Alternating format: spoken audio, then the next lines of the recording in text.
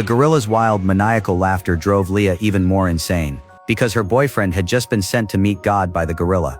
Lucy felt devastated, because not long ago this gorilla had been part of her family, and now it had completely turned into a ruthless killer. The great ape Jimmy had been raised by Lucy's family since he was young. Jimmy was incredibly intelligent and well-behaved. He could even use a tablet to express his thoughts. Lucy's friends had come to her house for a vacation. At first they were frightened by Jimmy, but gradually they were won over by his intelligence and cuteness. However, that night Jimmy suddenly seemed like a different animal. He began staring blankly at the surface of the water, and kept drooling. Anna slowly reached out her hand toward Jimmy. She cautiously placed her hand on him, but unexpectedly, Jimmy grabbed Anna's hand tightly and refused to let go. Fortunately, Lucy's father appeared just in time and stopped Jimmy.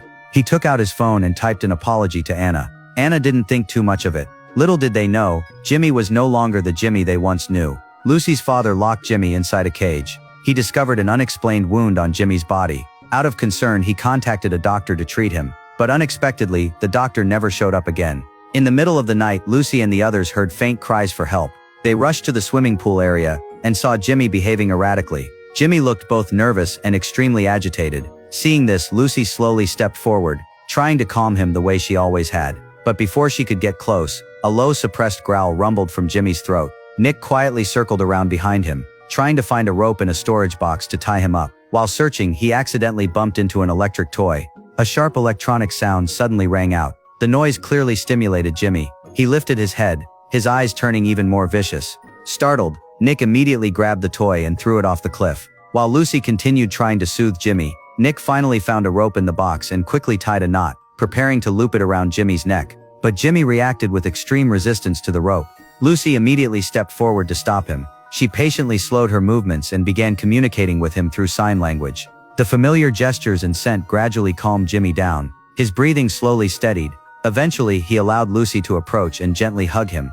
Lucy carefully placed the rope around his body, but the moment the knot tightened, Jimmy seemed to realize he was being restrained. He suddenly shoved her away, his eyes once again filled with rage. As they were discussing what to do next, Jimmy suddenly let out a roar and lunged at Nick.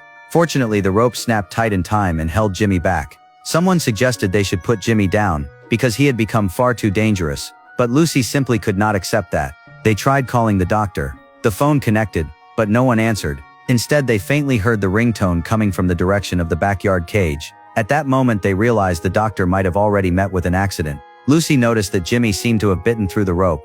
She was just about to warn everyone to stay away, when Jimmy suddenly went berserk and began attacking. Jimmy deliberately guarded the exit, as if herding prey and trapping them in the pool area. With no other choice, they jumped into the swimming pool to escape, because gorillas cannot swim.